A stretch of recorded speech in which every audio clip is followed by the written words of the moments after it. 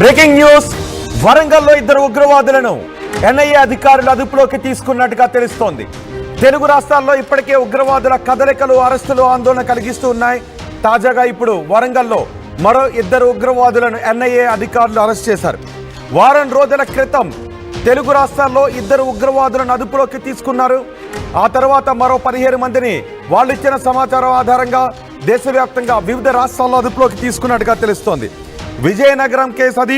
సిరాజ్, విజయనగరానికి చెందిన సిరాజ్ పెద్ద ఎత్తున పేలుడు పదార్థాలను కొన్నాడు. సయ్యద్ సమీర్తో కలిసి, హైదరాబాద్కు చెందిన సయ్యద్ సమీర్తో కలిసి బాంబులు తయారు చేయడానికి వాళ్ళు ప్లాన్ చేసుకున్నారు.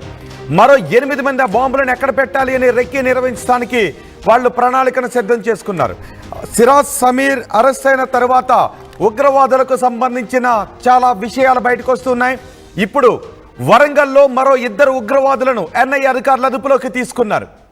ఎన్ఐఏ అదుపులో ప్రస్తుతం నగరానికి చెందిన ఫర్హాన్ మొయియుద్దీన్ ఉన్నాడు. ఇటీవలే ఆంధ్రప్రదేశ్లో సిరాజ్ను అదుపులోకి తీసుకున్నారు పోలీసులు. విజయనగరం బాంబు పేలుళ్లకు కుట్రలో సిరాజ్ నిందితుడిగా ఉన్నాడు. అలాగే ఫర్హాన్ మొయియుద్దీన్ ఇద్దరు కూడా సిరాజ్కు అనుచరుడిగా ఉన్నట్టుగా గుర్తిస్తున్నారు. సిరాజ్ ఆదేశాలతో కాజీపేటలోని మరో యువకుడిని కూడా పోలీసులు అరెస్ట్ చేశారు. ఫర్హాన్ని కలిసినట్టుగా తెలుస్తోంది.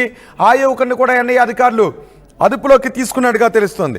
అంతేకాదు సిరాజ్, సయ్యద్ సమీర్ ఇద్దరిని అదుపులోకి తీసుకున్న తర్వాత వాళ్ళకు ఎక్కడి నుంచి ఆదేశాలు వస్తున్నాయి, ఎవరు వీళ్ళని మేనేజ్ చేస్తున్నారు, ఎవరు వీళ్ళని కంట్రోల్ చేస్తున్నారు అనే విషయాలపై కూడా దృష్టి పెట్టారు పోలీసులు. సౌదీ నుంచి, అలాగే ఒమన్ నుంచి, సౌదీలో ఒకరు, ఒమన్లో మరొకరు వీళ్ళకి ఆదేశాలు జారీ చేస్తున్నారు అనే విషయాలు కూడా తెలిసాయి.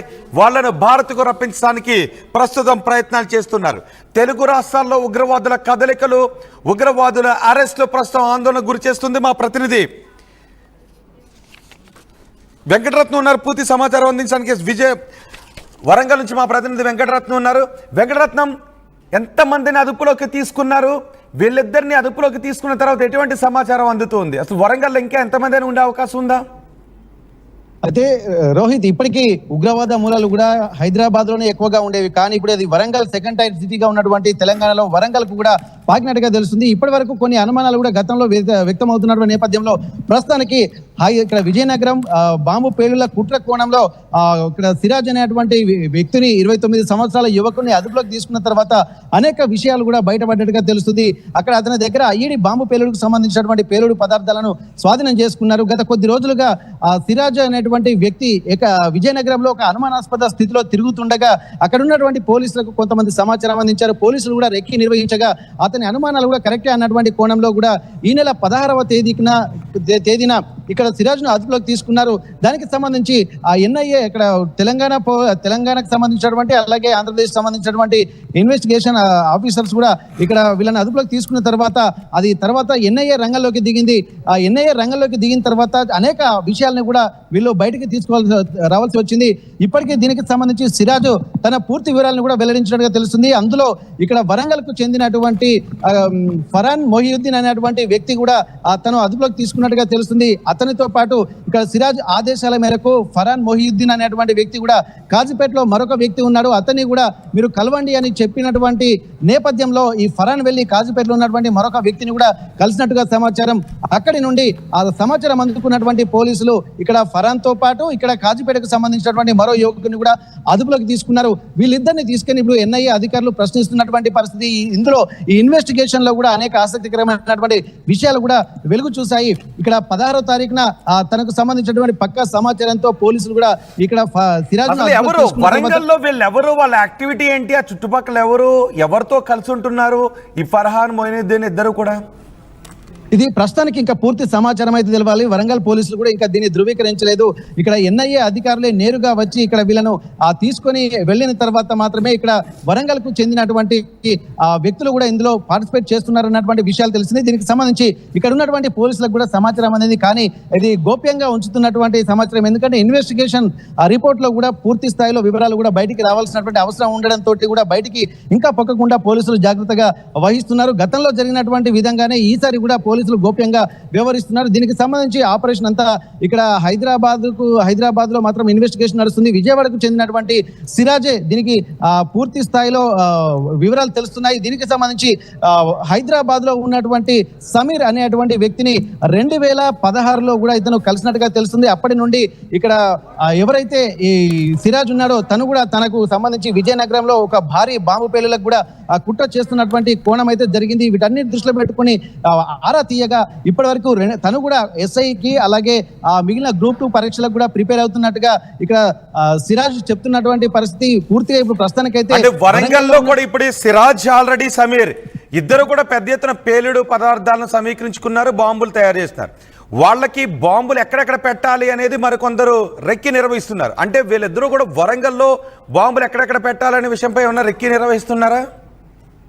అదే కోణంలో అనుకోవచ్చు. ఎందుకంటే ఇక్కడ ఇది ఒకటి నాట్ ఓన్లీ ఇప్పుడు ఉన్నటువంటి ఐఈడి బాంబు పేలులకు ఒక్కటే కాకుండా వీళ్ళు అనేక అంశాల మీద కూడా వీళ్ళు పరిగణలోకి తీసుకుంటున్నారు. ఇప్పటికీ సిరాజ్ ను ఇన్వెస్టిగేషన్ చేసినటువంటి నేపథ్యంలో అనేక విషయాలు వెలుగు చూశాయి. ఎందుకంటే కొంతమంది ముస్లిం అమ్మాయిల్ని కూడా ఇతర కులస్తులు కూడా వీళ్ళు అంటే ట్రాప్ లో పెడుతున్నారు. ముస్లిం అమ్మాయిలు కొంత ఇబ్బందికర వాతావరణంలో ఉంటుంది కాబట్టి వాళ్ళను సంరక్షించడానికి కూడా ఇక్కడ సిరాజ్ లాంటి వాళ్ళు ఒక దేశవ్యాప్తంగా ఒక కార్యక్రమాలకు రూపకల్పన చేశారు. దీంతో పాటు ఇక్కడ ముస్లింల సమాజాన్ని కూడా కొంత ఐక్యతగా ఉంచడం కోసం కొత్త ఆర్గనైజేషన్లు కూడా ఇక్కడ ఏర్పాటు చేస్తున్నట్టుగా అనేక అంశాలు తెలుస్తుంది.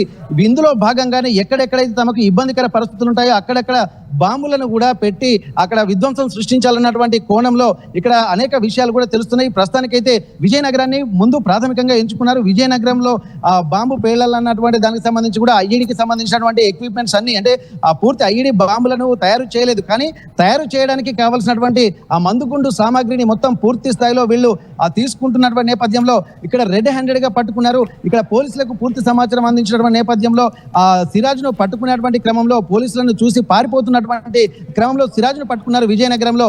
ఆ విజయనగరంలో సిరాజ్ ను పట్టుకున్న తర్వాతనే ఇక్కడ వరంగల్ కు సంబంధించినటువంటి విషయాలు బయటకు వచ్చాయి. ఇక్కడ వరంగల్లో ఉన్నటువంటి ఇక్కడ ఫరాన్ మొహియుద్దీన్ తో పాటు కాజీపేటకు సంబంధించినటువంటి మరో యువకుడు వీళ్ళ పాత్ర ఏందనేది ఇంకా ఇన్వెస్టిగేషన్ రిపోర్ట్ లో తేలాల్సి ఉంటుంది. ఇప్పటి వరకు దానికి సంబంధించి కూడా ఒక పూర్తి వివరాలు తెలియదు. ప్రస్తుతానికైతే ఎన్ఐఏ అధికారులు మాత్రం హైదరాబాద్ లో వీళ్ళకి సంబంధించి పూర్తి విచారణ మాత్రం చేస్తున్నారు. ఇక్కడ ఫరాన్ మొహియుద్దీన్ కి సంబంధించి అలాగే కాజీపేటకు సంబంధించినటువంటి వాళ్ళ పాత్ర ఏందనేది కూడా ఇంకా తెలియాల్సినటువంటి అవసరం ఉంది. ఒకవేళ వీళ్ళ పాత్ర కూడా తెలిస్తే ఇంకా ఏమైనా వరంగల్ కు సంబంధించినటువంటి వాళ్ళ పాత్ర ఇంకెవరైనా ఉందా, ఎవరెవరు ఇందులో పార్టిసిపేట్ చేస్తున్నారు, ఏ కోణంలో ఆలోచిస్తున్నటువంటి విషయాలు కూడా తెలుసుకునేటువంటి అవకాశం ఉంటుంది. ఇప్పటికే వీళ్ళకి సంబంధించినటువంటి ఇద్దరిని అదుపులోకి తీసుకున్నారు అని తెలిసిన తర్వాత వరంగల్లో వాళ్ళిద్దరూ ఉంటున్న చుట్టుపక్కల జనాల రియాక్షన్స్ ఏంటి? అయితే ఇప్పటికీ ఇక్కడ గతంలో కూడా ఒకసారి పాకిస్తాన్కు శ్రీలంకకు వెళ్తున్నటువంటి క్రమంలో ఒక వ్యక్తిని కూడా అదుపులోకి తీసుకున్నారు. ఒక మత సభలలో అంతర్జాతీయ మత సభలలో వెళ్తున్నటువంటి సమయంలో కూడా అదుపులోకి తీసుకున్నారు. అట్లాంటి విధంగా చుట్టుపక్కలటువంటి ముస్లిం సమాజంలో కూడా ఒక ఆందోళనకరమైనటువంటి వాతావరణం అయితే గతంలో నెలకొంది. సేమ్ అదే విధంగా తమ పక్క వ్యక్తే ఇట్లాంటి పరిస్థితులు ఉన్నాయన్నటువంటి కోణంలో కూడా కాజుపేటకు సంబంధించినటువంటి వ్యక్తితో పాటు ఇక్కడ ఫరాన్ మొహియుద్దీన్ వరంగల్ కు సంబంధించినటువంటి వ్యక్తి కుటుంబ సభ్యులు ఆ పక్కన ఉన్నటువంటి వాళ్ళు కూడా కొంత ఆందోళన చెందుతున్నారు. ఎందుకంటే ఇప్పుడే చాలా బ్లేమ్ అవుతున్నటువంటి పరిస్థితి ఇప్పుడు పాకిస్తాన్ కి అలాగే భారత్ కూడా యుద్ధ సమయంలో కూడా ఇట్లాంటి వాతావరణం ఉండటంతో ఎవరెవరు ఎక్కడెక్కడ ఏ పాత్రలో ఉన్నారన్నటువంటి ఒక భయాందోళనలు కూడా ఇక్కడ ముస్లిం సమాజంతో పాటు ఇక్కడ మిగిలిన హిందూ సమాజము మిగిలిన వర్గాలు అంటే వరంగల్ నగరం కూడా ఒక్కసారి ఉలిక్కి పడుతున్నటువంటి పరిస్థితి నెలకొంది. వీటన్నిటిని దృష్టిలో పెట్టుకుని ఉగ్రమూలాలు ఎక్కడున్నా కానీ అంతం చేస్తామని చెప్పి ఇక్కడ పోలీసులు అలాగే ప్రభుత్వం కూడా తీవ్ర దృఢ నిశ్చయంతో ఉన్నటువంటి నేపథ్యంలో ప్రతి ఒక్కరు కూడా జాగ్రత్తగా ఉండాలి. మొన్న రీసెంట్ గా కూడా ఇక్కడ దేశవ్యాప్తంగా బీజేపీ అధికారులు కూడా బీజేపీ నాయకులు కూడా అక్కడ ఉన్నటువంటి స్థానిక కలెక్టర్లకు అలాగే ఎస్పీలకు సిపిలకు కూడా కొన్ని లెటర్లు ఇచ్చారు. ఎందుకంటే ఇప్పటికే కొంతమంది భారతదేశానికి కూడా రోహింగ్యాలు కూడా తరలి వచ్చి భారతదేశంలోని వివిధ ప్రాంతాల్లో వివిధ హోటళ్లు అలాగే చికెన్ సెంటర్లు టెంట్ హౌస్ లాంటి ప్రాంతాల్లో వీళ్ళు గోప్యంగా ఉంటున్నారు. వాళ్ళందరూ ఎక్కడి నుంచి వచ్చారో వాళ్ళందరినీ కూడా గుర్తించి బయటికి లాగాలన్నటువంటి ఒక విజ్ఞప్తిని కూడా చేసినటువంటి నేపథ్యంలో ఆ నేపథ్యంలో కూడా ఇక్కడ ఉన్నటువంటి వరంగల్ సిపి కూడా ప్రయత్నాలు చేస్తున్నటువంటి పరిస్థితి తమకు కూడా సమాచారం ఉన్నట్టుగా వాళ్ళు చెప్పారు. కానీ వాళ్ళందరినీ గుర్తించితే ఎక్కడెక్కడి నుంచి వచ్చారు, ఉగ్రమూలాలు ఎక్కడెక్కడికి వెళ్తున్నాయి, ఎవరెవరు ఇందులో పార్టిసిపేట్ చేస్తున్నారు అన్నటువంటి కోణంలో కూడా ఇక్కడ చూడాల్సినటువంటి అవసరం ఉంది. ఇప్పటికే నిజానికి మనం సోషల్ మీడియాలో ఏదైనా పాకిస్తాన్కి వ్యతిరేకంగా పాకిస్తాన్ గురించి వార్త వేసేటప్పుడు పాకిస్తాన్ని సపోర్ట్ చేస్తూ చాలామంది కమెంట్స్ వస్తుంటుంటాయి. పాకిస్తాన్ని సపోర్ట్ చేస్తూ ఓటింగ్ చేసే వాళ్ళు కనబడుతుంటుంటారు. మనకు వాళ్ళు 10ల సంఖ్యలో 100ల సంఖ్యలో కూడా కనబడుతుంటుంటారు. ఇప్పుడు అరెస్ట్ అవుతున్న వీళ్ళను చూస్తుంటే తెలుగు రాష్ట్రాల్లోనే మొన్న మనం చూసాం, సిరాజ్ని చూసాం, అలాగే సమీర్, ఇప్పుడు వరంగల్లో ఇద్దరు, మరికొంతమంది వీళ్ళందరికీ సపోర్ట్గా ఉన్నారు. అంటే వీళ్ళు 10ల సంఖ్యలోనే ఇక్కడ తెలుగు రాష్ట్రాలు ఉండే అవకాశం ఉంటుందేమో బహుశా. Yes exactly. ఎందుకంటే ఇప్పుడు ఒక్కరు ఉన్నా కానీ వారికి సంబంధించినటువంటి అనుచరులు కూడా ఇక్కడ వీళ్ళ ప్లాన్ కూడా ఏంటంటే ఇక్కడ వీళ్ళకి సంబంధించి ఏదైతే జాతీయ స్థాయిలో కొన్ని ఆర్గనైజేషన్స్ ను ఏర్పాటు చేసి ఆ ఆర్గనైజేషన్ లో పనిచేయడానికి రిక్రూట్